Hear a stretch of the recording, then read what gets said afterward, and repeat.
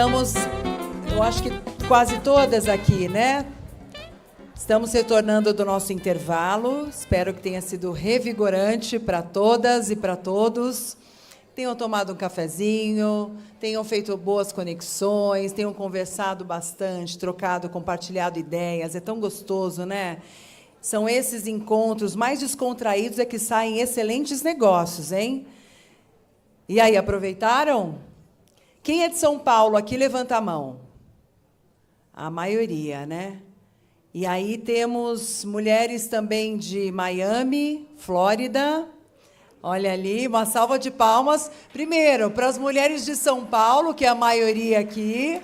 Vamos começar com São Paulo, né? Que é onde é a sede do nosso evento. Temos também Orlando, aqui Juliana. Miami. Como é seu nome? Cristina, brasileira. As brasileiras lá dominando a terra do tio Sam. Uma salva de palmas também. Da Europa, Portugal. Quem está aqui de Portugal? Ah, temos algumas também. Uma salva de palmas. Sede do Clube de Mulheres de Negócios de Portugal. E que mais? Canadá. Temos Canadá também. Paula. Que maravilha, que honra ter vocês aqui na nossa cidade, né? A cidade de São Paulo. Que mais? Ceará? Ceará! Aê! Que bom! Rio de Janeiro! Rio de Janeiro! Brasília! Brasília, temos várias mulheres de Brasília. Que mais? Rio Grande do Sul! Bahia, Bahia, Salvador, adoro Salvador. Balneário Camboriú, gente, Brasil em peso aqui. Minas Gerais, Belo Horizonte, Maracatu, terra boa também. As mineiras também fazem acontecer, hein? Conheço várias. Que mais? Mato Grosso do Sul, uma salva de palmas. Estamos esquecendo algum estado, alguma cidade? Falamos todos? Guarulhos.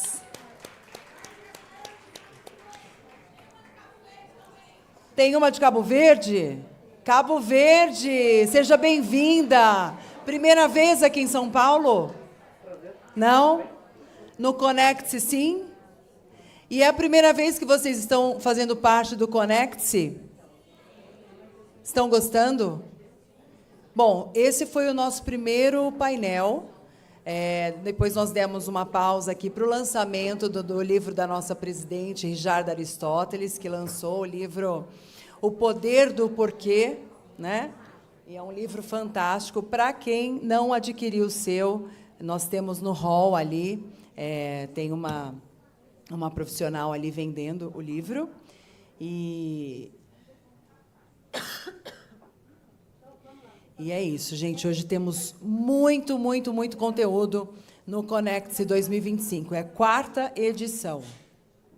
E cada vez mais, conectando cada vez mais mulheres. Lady Diamond aqui também, participando dessas conexões internacionais, atuando na internacionalização dos seus negócios.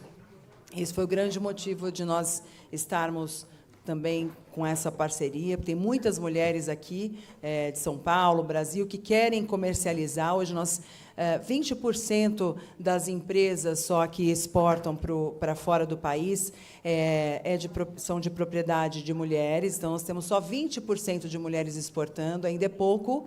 A gente precisa ainda de equidade nessa questão dessas oportunidades mesmo de atuação no comércio exterior. E é por isso que a gente está aqui, de mãos dadas, para a gente poder ter voz cada vez mais e aprender e se capacitar para que a gente possa se tornar ainda mais forte, não só no nosso mercado nacional, como internacional. Bom, parece que nós temos 5 sorteios hoje, não é isso, Ítalo?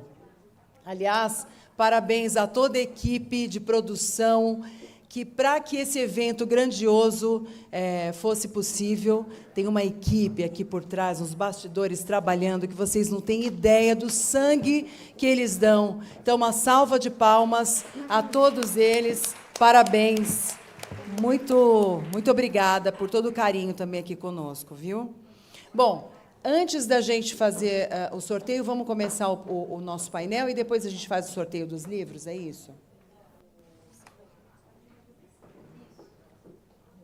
A Danúbia pode falar aqui. Vem cá, Danúbia. Você pode falar aqui, ó. Tem um microfone aqui para você. Pode falar. Vamos quebrar o protocolo aqui, olha. A Danúbia é maravilhosa, que faz acontecer também no Clube de Negócios, Clube de Mulheres de Negócios de Portugal. Uma salva de palmas para a Danúbia. Boa tarde a todos. E a todas, né? Principalmente. Bom, mas eu estou aqui agora para a gente trazer um momento que é uma oportunidade única. A gente tanto fala do clube, da participação das mulheres que querem entrar para esse mundo de internacionalizar, de se posicionar, de conhecer, de vivenciar culturas diferentes.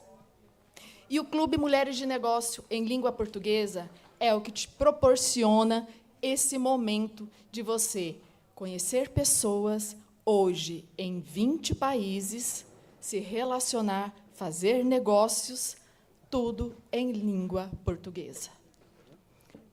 Que isso é uma barreira, muitas vezes, para muitas mulheres. Então, o clube está aí para facilitar. Eu, hoje, como diretora de expansão, trago uma oportunidade para vocês. Opa. Quem gosta de oportunidade? Eu. Nossa. Ótimo. Mulheres de negócios gostam de oportunidades e negócios, não é? Então, quem ainda não é embaixadora do clube e está vendo todo esse movimento e tem o interesse de participar, nós temos a nossa mesa ali à frente, com todas as informações e oportunidade única no Conecte 2025.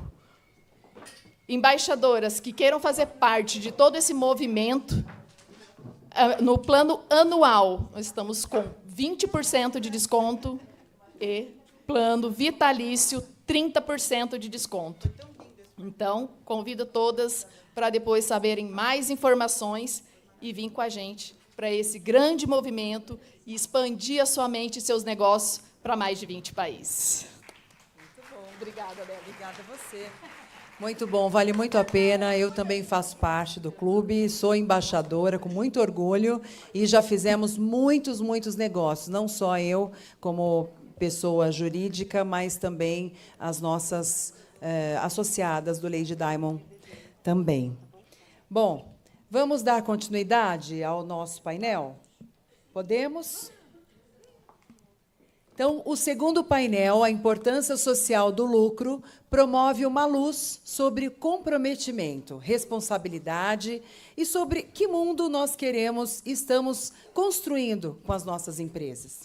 Para compor, estou até emocionada aqui, para compor esse rico painel, nós convidamos ao palco a maravilhosa Juliana Baroni, que trará uma reflexão sobre a importância social do lucro na economia criativa. Ju Baroni, seja bem-vinda. Muito obrigada. Obrigada a você. Obrigada pela presença. A Ju, ela tem bacharelado em letras, é empreendedora criativa, atriz, produtora, roteirista e diretora de cinema. Lançou na última terça-feira o programa Precisamos Conversar. Bem-vinda, Juliana Baroni. Vamos chamar também ao palco o Ricardo Voltolini. Seja bem-vindo, Ricardo. Uma salva de palmas também. Ele é bacharel em jornalismo, com especialização em planejamento estratégico do turismo, especialista em estratégias de sustentabilidade e curador de programas de pós-graduação em ESG. Ele é fundador também e presidente da empresa Ideia Sustentável.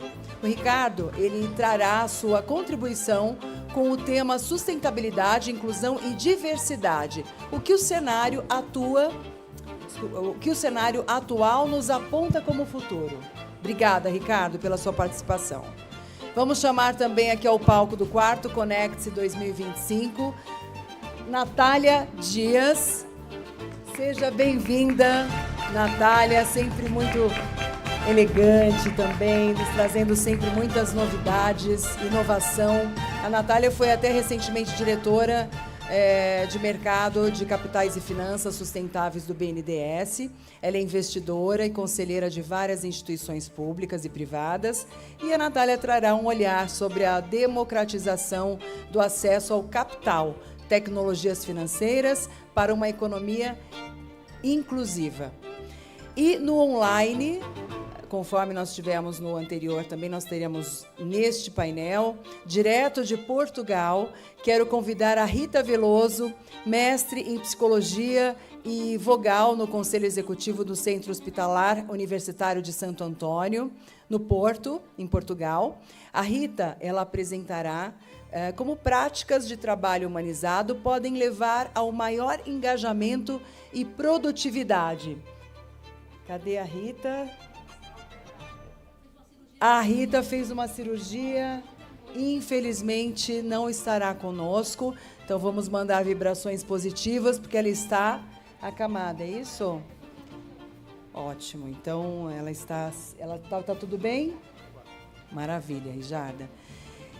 E com muito orgulho nós convidamos a inspiradora Janete Vaz, VP do Conselho de Administração do Grupo Seibin, que trará a sua experiência com o tema A Importância Social do Lucro nas Empresas.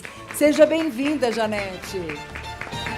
E para conduzir o painel A Importância Social do Lucro, nós convidamos agora a Jana Mioto, turismóloga, ela é consultora de negócios e relações internacionais do Conecte 2025. Esse painel terá 70 minutos e depois teremos a foto oficial. Um ótimo painel para vocês. Boa tarde a todas essas mulheres poderosas, maravilhosas que estão no palco e que vieram aqui para um único objetivo, somar para multiplicar. Afinal de contas, esse é o objetivo do clube, né? Que a gente some e multiplique. E estou muito feliz aqui com a presença de todos vocês, todos grandes especialistas, pessoas que me inspiram aqui nesse painel. E a gente vai falar hoje sobre a importância social do lucro, algo que todo mundo ama, né? Lucrar. Mas não é só sobre lucrar, é sobre a visão do socioambiental, econômica e de sustentabilidade. E eu vou começar falando com um super especialista, que é o Ricardo, que o Ricardo me falou, que ele não só me falou, ele fala nas palestras dele, ele fala em tudo que ele comenta, no mundo, que está um burburinho aí que a ESG vai acabar. E aí eu queria que você me explicasse melhor o que isso significa e o porquê disso tudo. Olá. Bom, obrigado. Antes de mais nada, agradeço a oportunidade do convite. Estou muito feliz de estar aqui, acompanhado de mulheres incríveis, inspiradoras. A minha contribuição vai ser um pouco trocar com vocês reflexões de alguém que é pioneiro nessa área de sustentabilidade empresarial, né? Então, lembro quando eu comecei, ainda o terreno era pó, pedra e areia, e o discurso era um discurso que me colocava sempre na posição de desconfiança nas empresas, como alguém que abraçava árvores, um sujeito biodesagradável, uma figura que vinha impor restrições para as empresas, e ninguém conseguia conectar. Isso estou falando de 1988, quando nasce no Brasil o Instituto Ethos. É sempre bom dar essas datas, porque parece que a conversa é nova. Não é exatamente uma conversa tão nova assim. E o Instituto Ethos começou com a pregação da chamada responsabilidade social empresarial.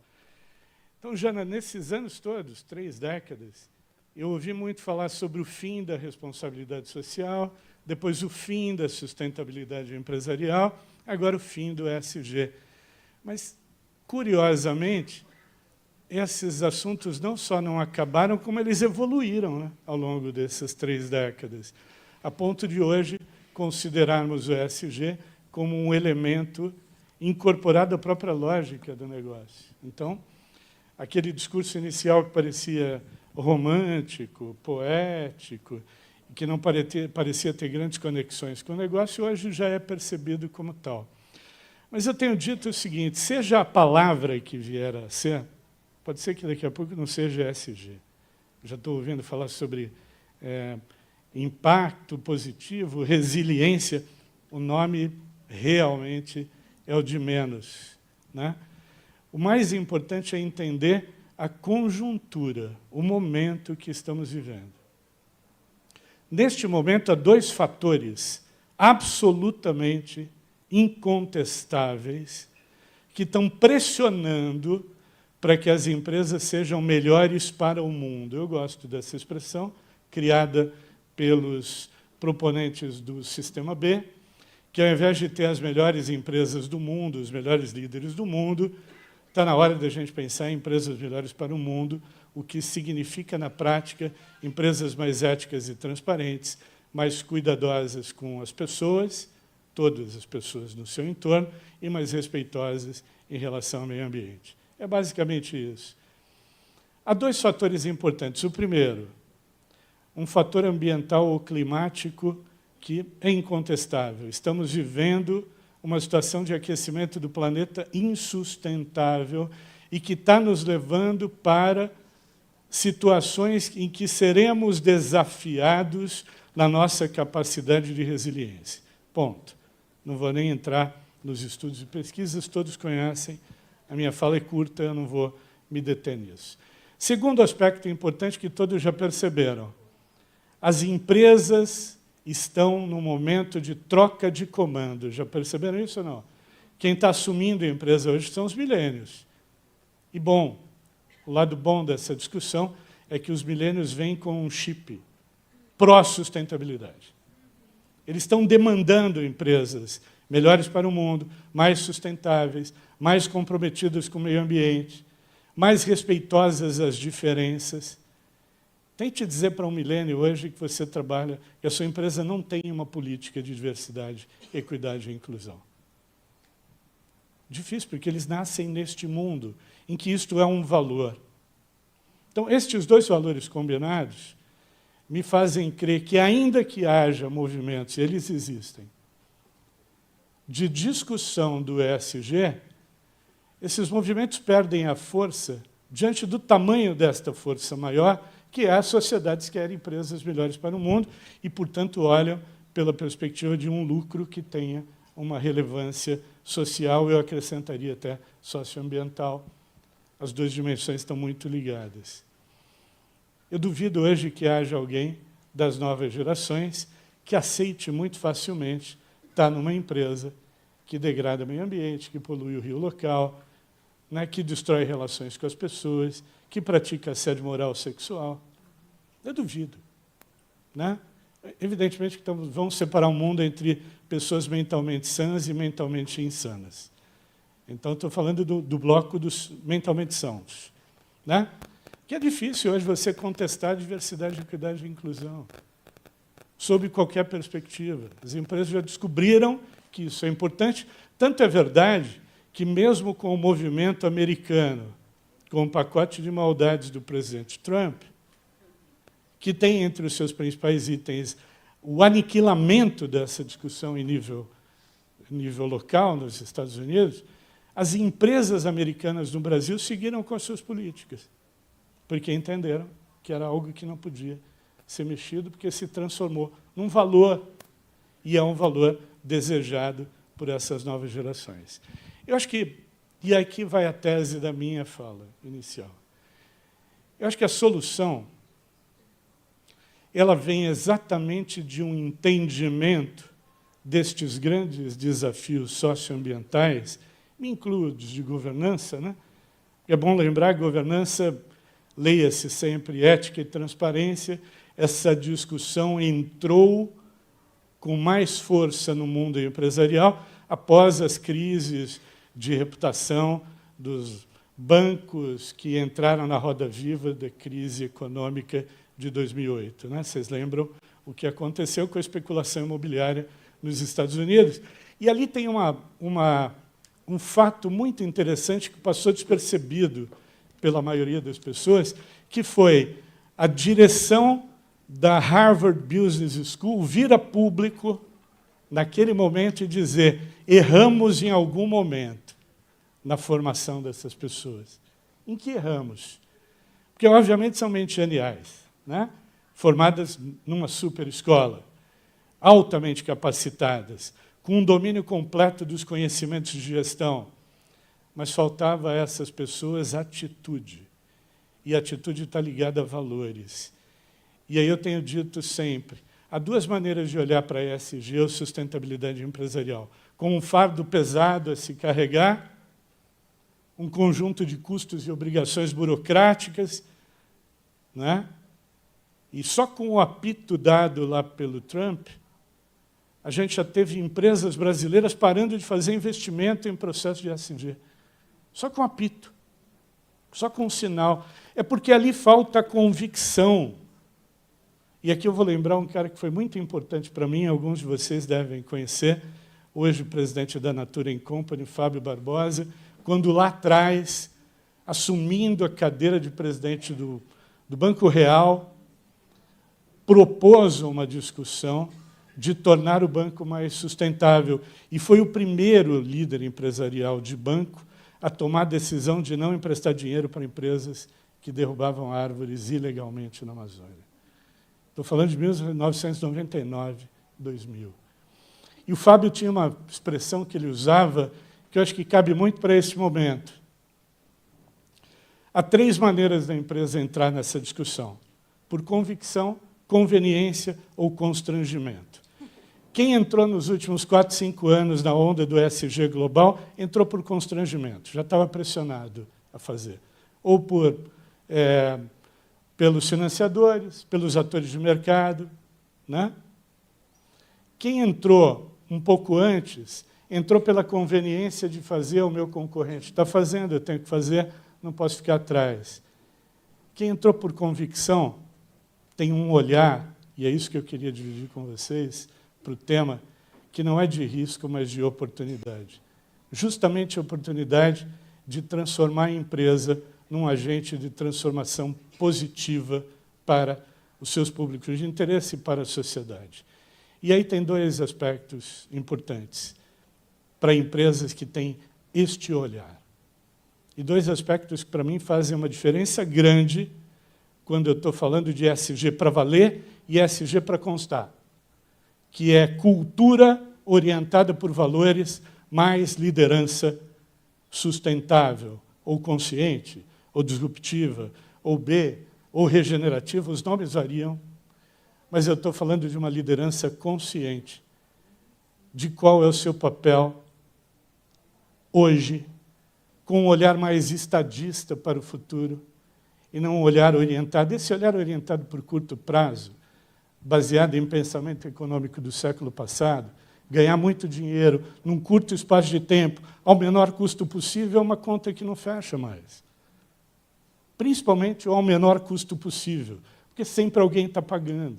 Ou é o meio ambiente, ou são os fornecedores, ou são as comunidades que estão pagando por esse sucesso empresarial.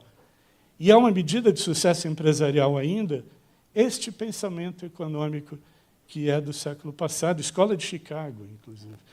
Anos 60, 70. É velho isso, é ultrapassado, não conversa mais com as necessidades das novas gerações. Então, precisamos de líderes cuidadosos, preocupados e zelosos em relação ao outro, aos colaboradores, às comunidades, aos fornecedores, líderes inclusivos, com a capacidade de incluir e não só tolerar a diferença, mas extrair riqueza da diferença para a inovação, para a melhoria do negócio. Líderes éticos e transparentes, o que significa líderes íntegros, capazes de praticar o walk the talk, e as novas gerações são fiscalizadoras de walk the talk.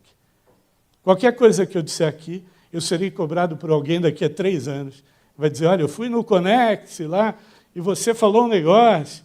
Olha só, né? A gente tem que andar na linha, né? Que nem o trem, né? Tem que andar na linha. Descarrilhou, é problema. E a quarta dimensão, que é a que eu chamo de ecocêntrica, é ter a capacidade de entender que um negócio bom é um negócio bom para todo mundo. Não um negócio bom para mim, eu investidor. Não um negócio bom para mim, eu dono da empresa. É um negócio bom para todo mundo, né?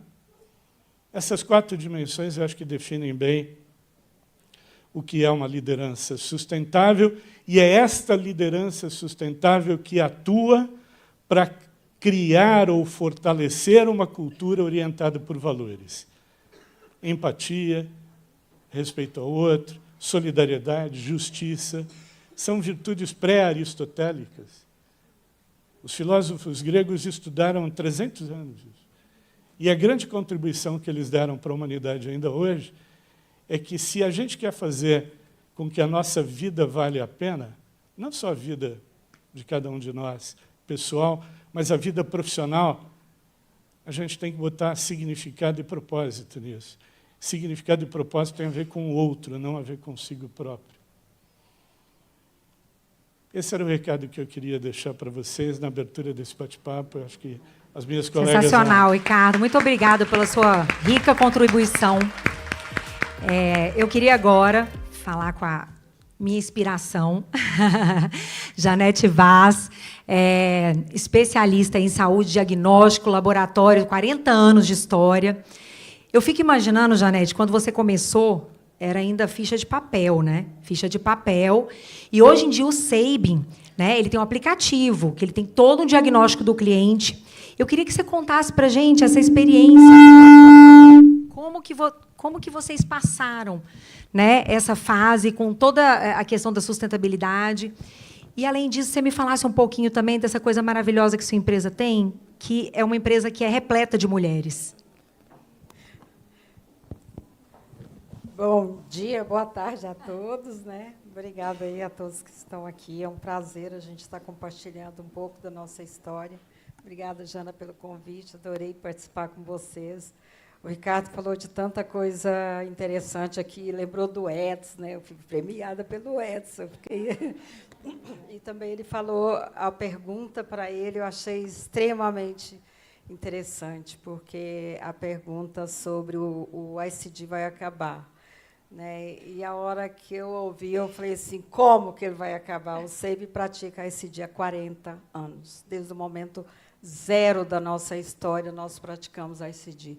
Ele nunca vai acabar para as empresas. O que precisa é de ter mais empresas que entendam o valor, a construção da reputação da empresa por meio das suas ações do dia a dia. E quando a gente traz esse tema aí, e que você sabe que muitas vezes você não tem como fugir deles, né?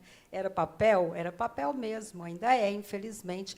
Por mais que a gente tente, muitos convênios ainda insistem em fazer o faturamento nas montanhas de papéis que nós temos ali, mesmo a gente oferecendo toda a tecnologia, até para banco, para ver se eles mudam um pouquinho esse critério aí, mas, infelizmente, é assim. É um tema muito interessante, porque, quando você fala de lucro social, você está falando de investimento, né? Investimento que dá um retorno, mas o retorno principal é o valor e o impacto. Este é o retorno principal. A saúde, por si só, ela já é social, né? A saúde é o bem mais precioso que as pessoas têm.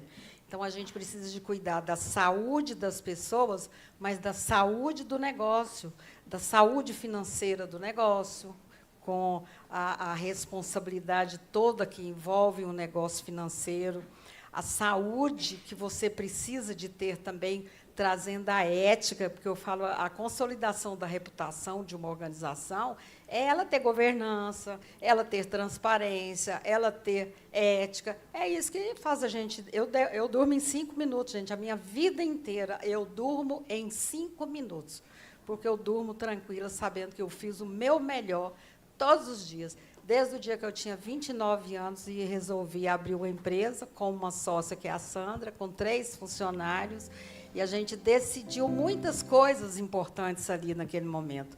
A gente decidiu coisas porque nós aprendemos com os nossos pais. Né? A minha filha abriu a empresa agora, já faturou 240 milhões em 5 anos, e ela fala, eu já cheguei com um upgrade. Ela é uma empresa onde é uma indústria de alimento que não existia mulheres, zero de liderança, banheiro feminino não existia, e hoje a empresa, com 5 anos, tem 40%. E eu recebi do meu pai. Então, a gente tem essa herança que a gente traz ali, que nos ensina a valor em primeiro lugar.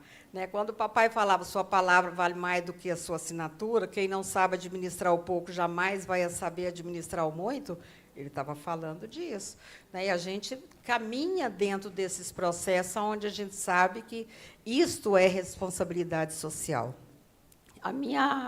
Achei bom também que o seu tema, quando eu entro na minha apresentação do Instituto SEIB, eu começo com a pergunta: qual resultado social queremos devolver para quem nos prestigia todos os dias?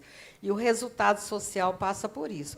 Passamos por várias fases. Primeiro, nós tínhamos um resíduo que nós liberamos. Não existia nada para isso, nada. E não existia nem literatura para isso. Nós pagamos curso para que as pessoas aprendessem a trabalhar as questões de ambiental que tínhamos. Outra coisa interessante é que, em 2002, a primeira vez que eu subi em palco na minha vida, né, me convidaram, a gente fica fazendo estratégia de todo jeito. Gente, eles arrumam cada coisa para a gente. Tem uma palestra no STJ, a senhora vai falar na Semana da Saúde. Aí eu falei, eu vou falar o quê? Aí eles falaram assim, a senhora pode falar o que a senhora quiser. Aí eu tinha que apresentar o que eu fazia. Né? E eu tinha um livro que eu tinha recém-adquirido sobre responsabilidade social das Minas Gerais. E ela começou o dia do lançamento do livro falando, não existe nenhuma literatura sobre responsabilidade social, 2002. Passei o domingo inteirinho, trouxe a teoria do livro e fiz a nossa prática de responsabilidade social. Era o primeiro, Administrando com Visão Social. Era o título do meu livro, da minha palestra de 2002.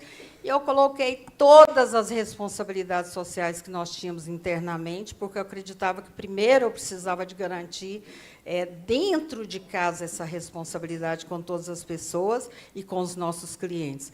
E depois a responsabilidade social com a comunidade, a gente falava dos diversos exames que a gente promovia e tudo que a gente fazia. E aquilo nasceu, os primeiros trabalhos já publicados, porque eles já estavam lá na nossa essência, na nossa origem, e eles já tinham 14 anos de história para contar ali. E depois, nesse dia foi muito interessante, porque quando eu disse, só tinha 98% eram homens. E um veio de lá e falou assim, doutora, 9 anos que eu não choro. Chorei no dia da morte da minha mãe.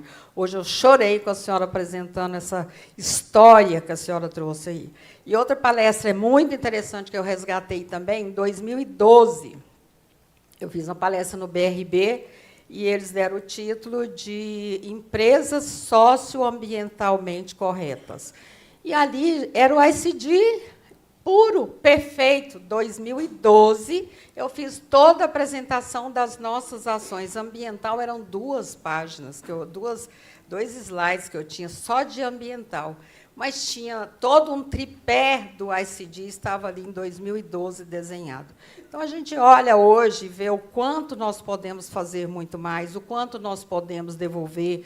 Quando você olha o que é a credibilidade que você constrói, nós fizemos um projeto de crescimento 2010, 2012 e entramos num projeto de expansão de crescimento. E esse crescimento, o grande desafio nosso era levar a mesma cultura, as mesmas práticas e as mesmas ações em todos os lugares.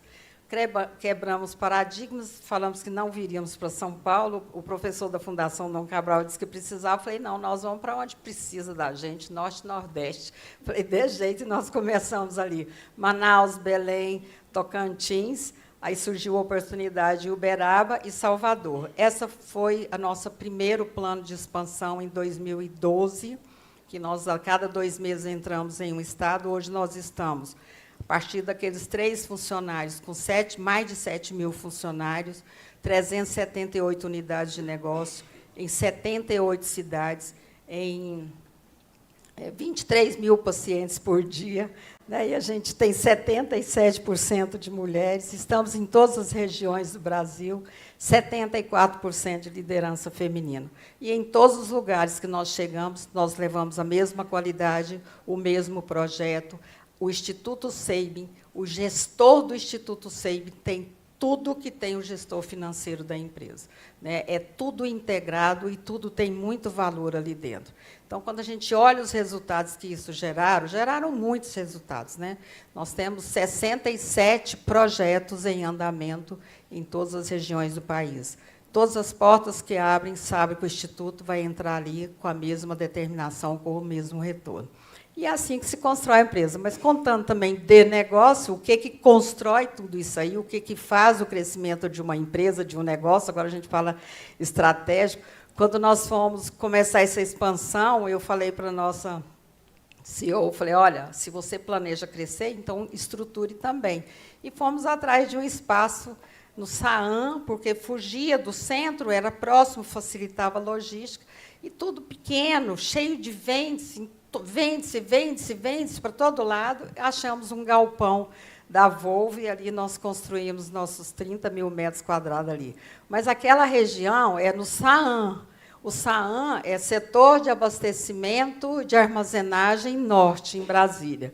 Ele era conhecido como setor de almas abandonadas norte, porque ninguém queria ir para ali. E por isso que tinha tanto vende-se.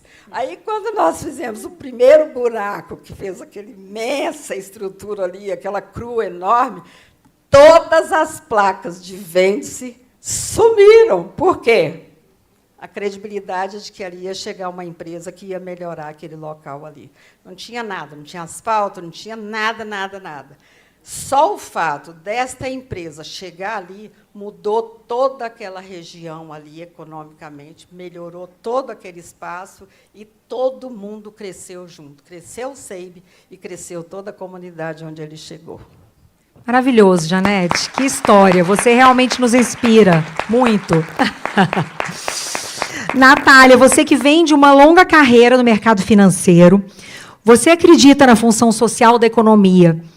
E fala um pouquinho em relação às mulheres, né? Essas mulheres, essas herdeiras que vêm por aí, como elas vão trabalhar com a sustentabilidade, com a parte do financeiro.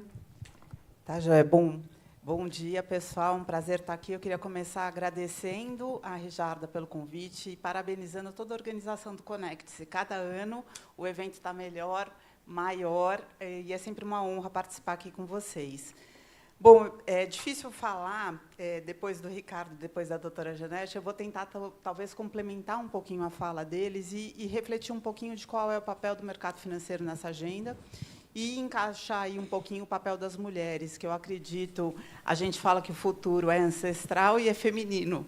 E eu acho que a gente precisa pensar bastante nisso, porque é entendendo o que a gente foi discutido no primeiro painel, é que a gente entende, é importante entender de onde a gente vem e aonde a gente quer ir.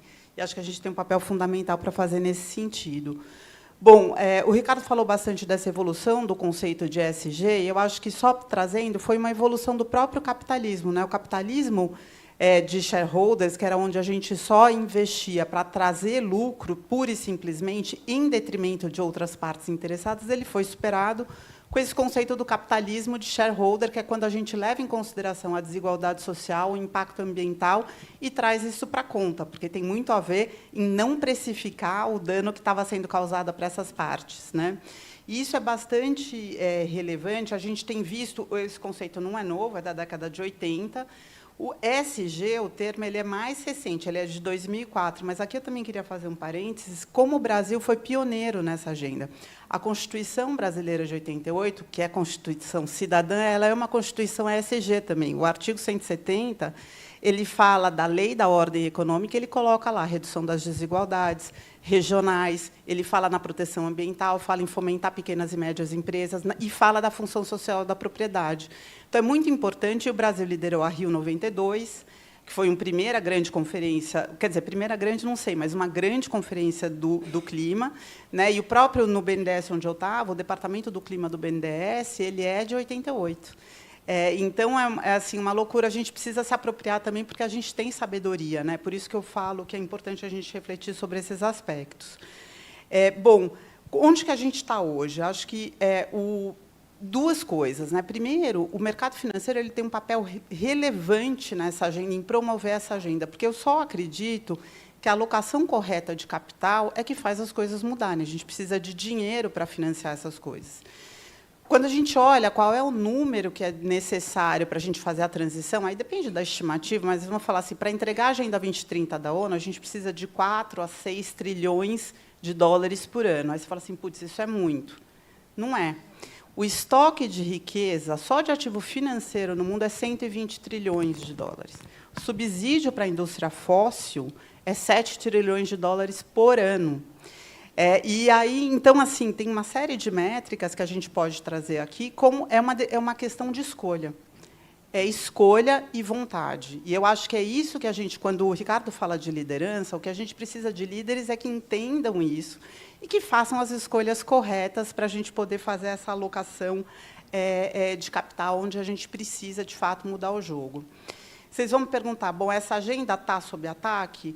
E aí, sobretudo no mercado financeiro, está em todo o jornal, né? Cada dia você tem um banco dizendo que mudou a sua estratégia, a gente tem bancos saindo dos princípios do Equador, que são princípios que norteiam o financiamento de projetos, saindo da Aliança Global para o financiamento do Net Zero, e, sobretudo, a BlackRock, que é uma das maiores gestoras de recursos do mundo, tem quase 12 trilhões de ativos sob gestão, sempre foi muito ativista com relação, e eles saíram de uma aliança dessa. Então, gerou aquele alarme assim, acabou ou não?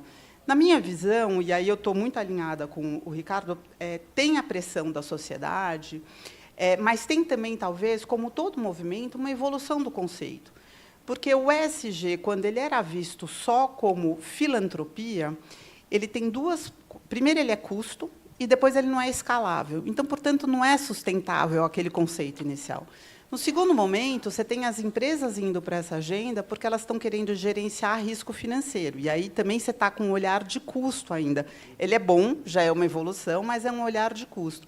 E onde a gente acredita e a gente advoga quem é comprado na causa é quando você coloca o ESG como parte da sua estratégia de negócio, você passa, então, a ver o ESG como uma oportunidade escalável e que vai atrair recursos. Então, na minha cabeça, durante muito tempo, a gente tinha assim, quem entende de sustentabilidade não entende de finanças, quem entende de finanças não entende de sustentabilidade. E eu tenho advogado nos meus últimos 2 anos que, assim, agora chegou a hora da gente caminhar de mãos dadas. Seja porque vai ter uma imposição regulatória, o Brasil também, aí, de novo, eu preciso insistir, a gente é inovador, a gente é o primeiro país no mundo que vai adotar o reporte para as demonstrações financeiras, que é chamado do S1, S2. A gente antecipou o primeiro país do mundo que se comprometeu a partir de 2027, com dados de 2026, e algumas empresas já estão anunciando, eu cito aqui a Vale, que é significativo, porque tem todo o histórico que tem, uma mineradora, mas ela vai antecipar para esse ano, a Renner também anunciou a antecipação desse reporting. É importante porque cria disciplina de você pensar naquele negócio. Ou a gente viu até a própria carta do presidente André Corrêa do Lago, o presidente da COP, dando muita ênfase no financiamento. Como é que o financiamento vai poder viabilizar essa agenda sustentável mais para frente? E o Brasil é um player relevante porque a gente tem abundância de recurso natural, a gente tem diversidade, né? E aí, trazendo para o tema do nosso painel, e diversidade, ela traz diferentes olhares, e ela ajuda a gente a ter soluções mais criativas. E a gente tem recurso natural em abundância, né? Não dá para falar... eu brinco, falo assim, os 3 maiores problemas da humanidade, que são a segurança alimentar, a crise climática, né, e o desenvolvimento econômico, ele não vai ser resolvido sem o Brasil. Então, o Brasil é um ator relevante, a gente tem que se apropriar disso. E nós, enquanto lideranças que ocupamos e temos lugar de fala, a gente precisa refletir e verbalizar. Eu recomendo, quem não viu, teve um artigo na Wikiblock, eu e o Ricardo, a gente estava falando antes de entrar aqui ontem, fazendo esse call to action para as lideranças. A gente está vendo esse retrocesso, a gente não pode deixar. Quando você tem um lugar de fala, você precisa usar esse lugar de fala para criar um mundo que você acredita, né? E eu, pessoalmente, acredito num mundo onde a gente possa ter diversidade de opiniões, diversidade de background, e pessoas vindo de classes sociais diferentes, com visões diferentes, mas que também não defendam os interesses do seu grupo minoritário. E acho que aqui é uma revisão também na agenda da diversidade. Eu participo de muito fórum falando de liderança feminina e eu vejo, em algumas situações, pessoas defendendo assim, bom, então tá, eu tenho um privilégio, eu tive acesso à educação, eu estou defendendo que eu preciso de mais mulheres em conselho, mas eu estou defendendo a agenda das minhas pares. Como é que eu falo para aquela mulher, para 99% das mulheres que não entram, na verdade, nos espaços de poder onde a gente está? Então, como é que a gente faz como é que a gente é feminista, mas é um feminismo para 99% das pessoas que não necessariamente tiveram as mesmas condições, têm acesso, e como é que a gente promove essa mudança de uma maneira mais abrangente? Então, eu acredito que o papel do mercado financeiro é, antes de tudo, o capital é muito poderoso, né? Então, assim, o capital move o mundo. Portanto, essa é a primeira contribuição, é alocar esses trilhões para promover o desenvolvimento que a gente quer, é fazendo um ativismo, mas é também inovando, através da inovação financeira, que a gente pode democratizar o acesso ao mercado de capitais e às finanças de uma maneira geral. Hoje, a gente tem aqui no Brasil cerca de 400 empresas só listadas na Bolsa e a gente só tem 6 milhões de CPFs na Bolsa. É muito pequeno, porque o mercado de capitais hoje ele é feito para grandes emissores e investidores profissionais. Tem mais de 10 milhões de reais em investimentos. Isso não é sustentável. Então, eu acho que eu estou otimista positivamente, porque eu tenho visto uma agenda do Banco Central, da CVM e do próprio BNDES. Lá eu tive a oportunidade de fazer várias políticas de inclusão para a gente democratizar esse acesso. E aí eu posso citar aqui muito rapidamente, o Pix é uma ferramenta importantíssima de inclusão financeira. O avanço tecnológico ele permite que a gente escale a educação financeira, que é uma questão no Brasil, para você também, como para a fala do primeiro painel, assim, como é que as pessoas entendem, escolhem entre uma taxa e outra, você precisa ter educação financeira. Ou toda a tecnologia de blockchain, que vai permitir o fracionamento de ativos, você reduz o custo de intermediação financeira, o microcrédito, o microseguro. Então, a gente tem inovações. A própria CVM tem o sandbox regulatório, ali onde eles incubam iniciativas pioneiras, e a mais recente é de uma bolsa, que não sei se vocês ouviram falar, que chama B4, que ela não vai ser uma competidora da Bovespa, mas ela é uma bolsa para pequenas e médias empresas, onde você tem regras muito mais flexíveis, porque o custo de você abrir o capital hoje é muito caro. Então, ela criou regras de facilitação de reporting e acesso a esse mercado, que vai permitir que a gente tenha uma democratização. Eles conseguiram licença como depositários de ativo, agora é muito recente, isso é uma inovação muito recente. Ou a própria agenda da CVM, que está criando o que a gente fala que é o fácil. Tem o simples no tributário, é o fácil. Como é que você facilita o acesso ao mercado de capitais? Terminando, eu acho que assim, o mercado financeiro ele tem esse poder, mas eu acho que faltam líderes no mercado financeiro genuinamente imbuídos desse espírito.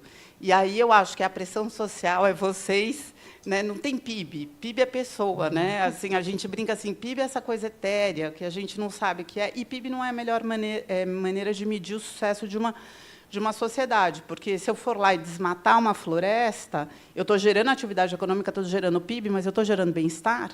Né? Então, a gente precisa refletir nas métricas econômicas, a gente precisa que os agentes econômicos que estão aqui dentro dessa sala se apropriem dessa ideia, cobrem do setor financeiro, do setor corporativo e promovam a revolução através da sua própria ação. Obrigada. Natália, muito obrigada, viu? Agora eu vou falar uma frase maravilhosa. Precisamos conversar. Estou sabendo desse case de sucesso e queria que você contasse um pouquinho para a gente desse seu projeto e como isso impactou as pessoas, impactou as famílias. Oi, gente. Boa tarde a todas vocês, a todos vocês também. É uma honra estar aqui com pessoas que eu admiro tanto. Aprendi, fiquei anotando aqui no celular, eu não estava no WhatsApp, não estava no Instagram, não. Estava anotando falas importantes que eu ouvi aqui dessas pessoas que eu admiro, e para incorporar na minha vida, para estudar mais. Eu estou muito feliz de estar aqui. Obrigada, Rijarda, pelo convite. A Natália, por ter feito a ponte entre a Rijarda e eu. Então, A minha fala vai ser mais um testemunho. Eu vou responder a pergunta, vou chegar, mas para chegar aí eu preciso contar um pouquinho quem eu era antes de fazer esse programa chamado Precisamos Conversar. Eu comecei minha carreira muito cedo, aos 11 anos de idade. E as mulheres que estão aqui, que têm 50 a mais, vão lembrar, eu fui paquita da Xuxa. E durante muito tempo, eu fui paquita, depois me tornei atriz muito rapidamente, e eu achava que eu ia ser só atriz a minha vida inteira, que aquilo daria conta de todos os meus desejos. E, com o passar dos anos, veio a maternidade, que foi um divisor de águas na minha vida.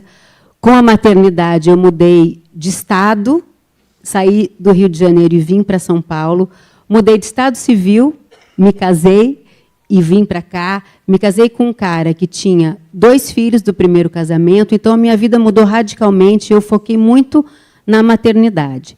Depois eu voltei para o mercado de trabalho, mas muito modificada interiormente, sabe? Então, eu entrei numa crise, numa angústia muito grande. Não era todo o trabalho que eu tinha vontade de fazer mais. Eu entrei numa angústia que era a seguinte pergunta que não saía da minha cabeça. Eu tenho a voz dos meus personagens, mas qual é a minha voz como mulher? Quem sou eu? O que eu quero falar a partir de agora? E a maternidade me modificou profundamente. Assim. Eu continuei fazendo meu trabalho de atriz, mas eu fui estudar outras coisas. E, nesses momentos de muita angústia, só uma coisa que me aliviava, que era escrever. Aí eu fui fazer curso de roteiro. Me formei em roteirista. E continuei meu trabalho de atriz e meu trabalho de mãe, que é um trabalho eterno e para sempre. Vocês sabem bem o que eu estou falando. E veio a pandemia.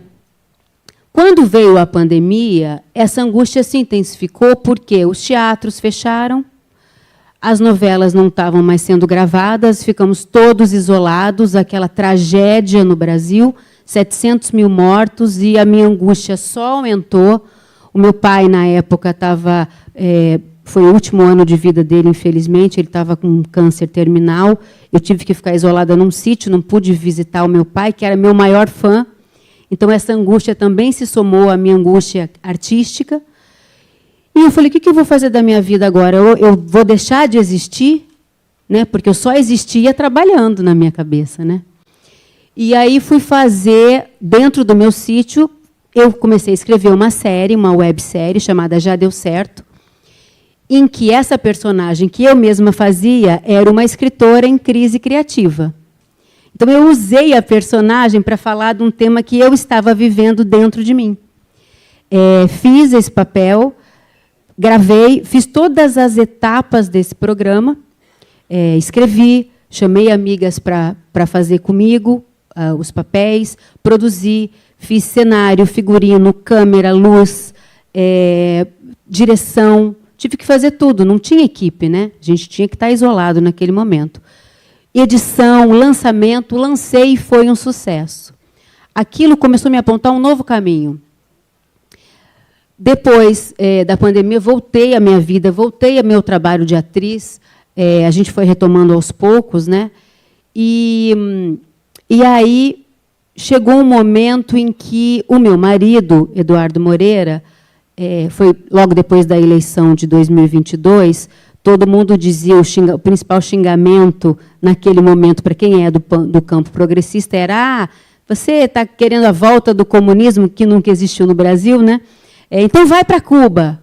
E meu marido é muito inteligente, ele falou, bom, por que a gente não vai para Cuba, então? E faz as perguntas para os cubanos, que são as perguntas mais comuns aqui, que a gente tem escutado nas redes no Brasil. Aí ele olhou para mim e falou, você quer ir comigo para Cuba? Eu falei, lógico, imagina, quero pegar uma praia em Cuba, eu vou para Varadeiro, curtir. Ele falou, não, eu quero que você dirija o documentário. Eu falei, eu?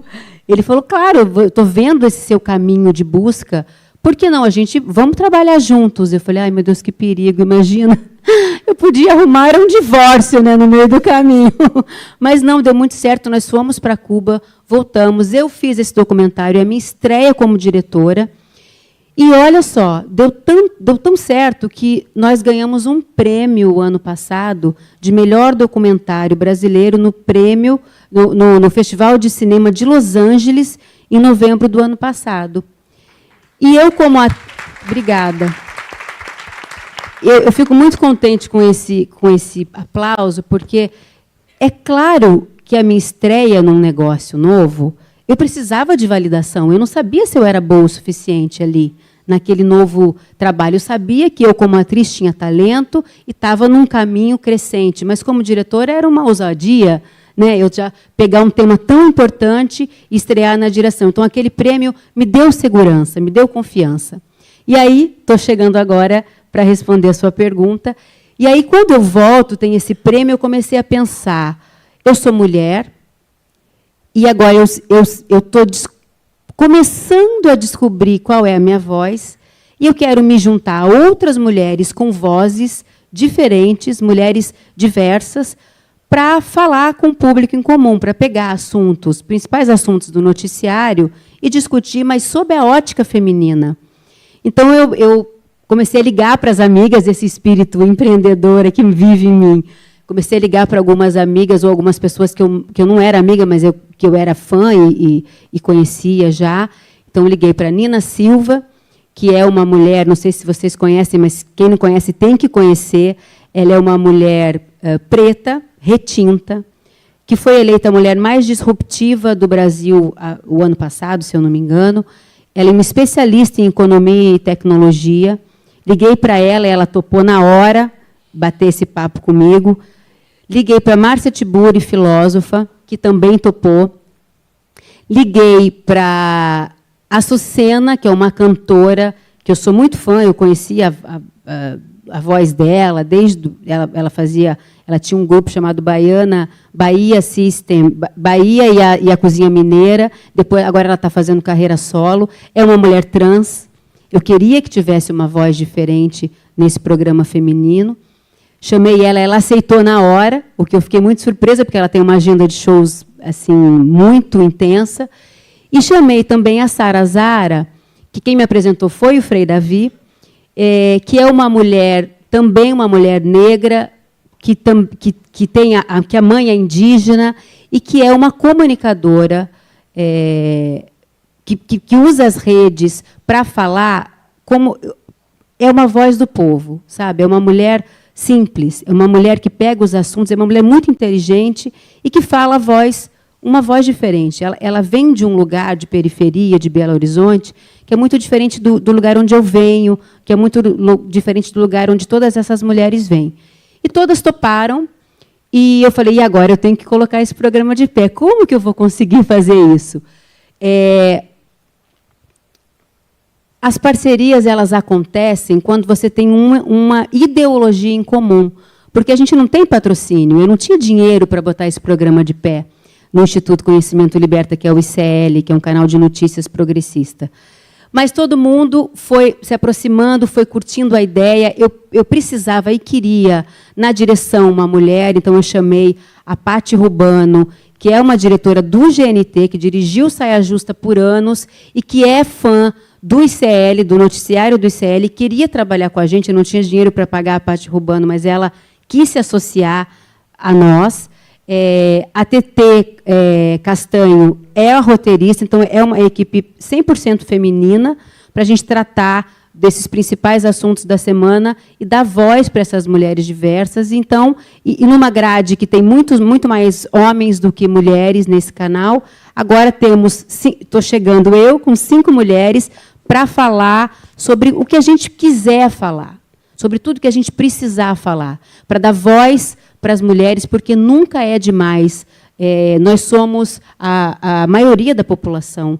E realmente, eu estou aqui muito feliz de estar nesse painel, de estar contando essa história para vocês. Se vocês ainda não assistiram o programa, por favor, acessem, me ajudem a divulgar. Você pode entrar no icl.com.br/conversar e a gente vai construir esse programa juntos. Agora eu descobri qual é a minha voz e estou muito feliz de estar aqui. Muito obrigada, viu? Que lindo, gente. Parabéns, viu? Parabéns por toda a sua história, trajetória. Eu queria finalizar aqui, porque a gente tem várias mulheres aqui no palco, mulheres que estão começando a empreender, mulheres que vieram só conhecer hoje o Conex, que foram convidadas por alguma amiga, nós temos mulheres empresárias, nós temos grandes empresárias já num outro patamar. Mas eu queria que cada um falasse, assim, segundinhos, eu falo pitch de elevador, 5 segundos, assim. O que você daria de dica, o que vocês dariam de dica para essas mulheres, para ter um olhar para o propósito, para o legado, para a sustentabilidade, para ter um olhar diferenciado nessas empresas que vão se abrir, ou que já estão abertas, mas ainda não têm a cultura? Natália. Olha, eu acho que assim, é importante a gente investir em autoconhecimento, foi o que me ajudou muito ao longo da minha carreira, e em diversas formas. Fazendo terapia, fazendo coaching, fazendo mentoring, conversando com pessoas que estão próximas a vocês, porque quanto mais a gente se entende, a gente busca, porque o propósito da gente está dentro da gente. Eu estou falando aqui com toda essa propriedade, eu estou num momento bem difícil da minha carreira, que eu estou pensando qual é o meu próximo passo, e traz muita dúvida e traz muito medo para o que a Ju falou. Por mais que você tenha uma carreira bem-sucedida, etc., isso não te impede de duvidar de você, sei lá, e de não se achar, às vezes, acolhida. E sobretudo com esse pensamento no mercado financeiro, é difícil eu ter esse acolhimento, então eu estou achando o meu lugar. Mas quanto mais a gente ouve a voz interior e quanto mais a gente investe em autoconhecimento, isso talvez ajude.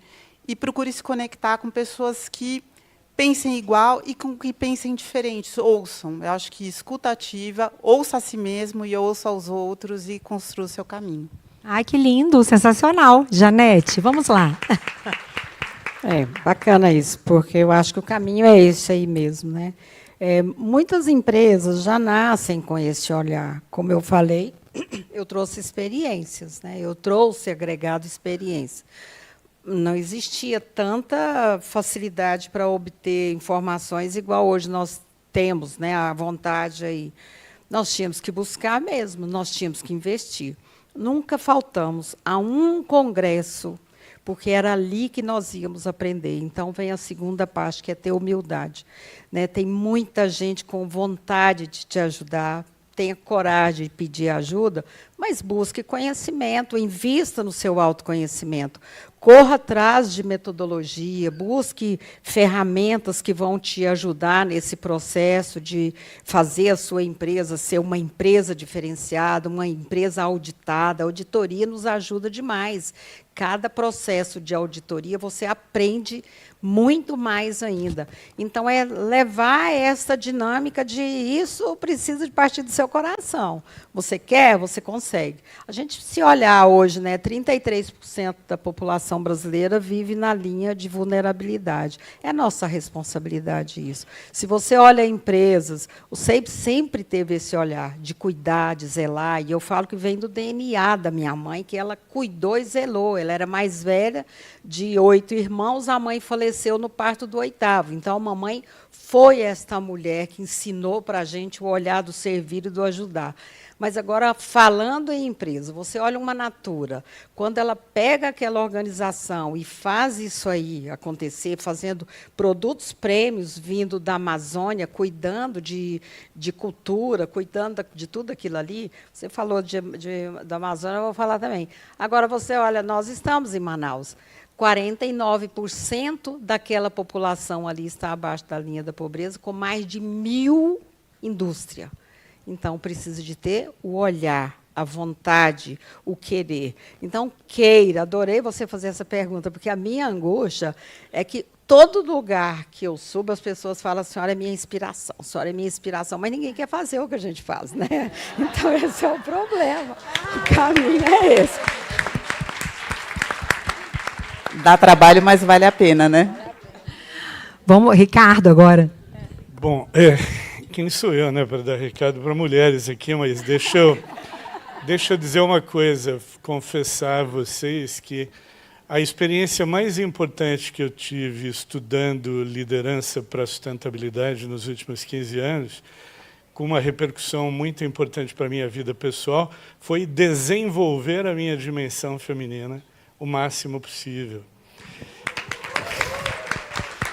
E eu fico muito chateado quando eu vejo ainda algumas mulheres naquelas situações de pressão corporativa querendo abandonar a dimensão feminina e adotar o pior da dimensão masculina. Não façam isso. Eu acho que o mundo aponta para uma outra direção.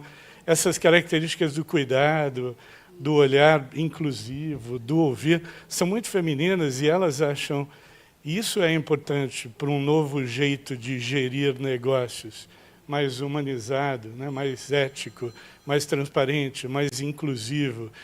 Principalmente não ouçam o que os grandes donos de Big Techs têm dito nos últimos tempos. Se ouvirem, não levem a sério, né? Porque esse negócio de está faltando testosterona, está faltando xingar, brigar. Decididamente, essas pessoas estão fora do circuito hoje. E se precisar, as mulheres sabem brigar também, não é verdade? Sabem brigar também, sabem brigar. Eu tenho mulheres briguentas em casa, eu sei. Como é que é? Ô, Ju, vamos fechar com chave de ouro? Fala pra gente. Olha, na verdade, o que eu posso dizer é a minha experiência pessoal. Primeiro, eu só consegui sair da angústia e pensar o que eu poderia fazer porque eu tinha liberdade financeira. Isso é uma questão. A segunda questão é o seguinte, é fazer, não importa o quê. Se você quer escrever um livro, você senta e escreve, não fica... Se você quer montar uma empresa, se reúna com pessoas que estejam na mesma vibe, no mesmo objetivo que você, tem que fazer, e a gente vai aprender no caminho, a gente não vai saber de antemão. Então, a minha única contribuição que eu posso dar, além do que essas pessoas incríveis já falaram, é façam. Vocês vão aprender durante o processo, tá bom? Muito obrigada, gente. Muito obrigada mesmo. Vou chamar aqui a Débora. Muita gratidão, viu? Obrigada a todos vocês.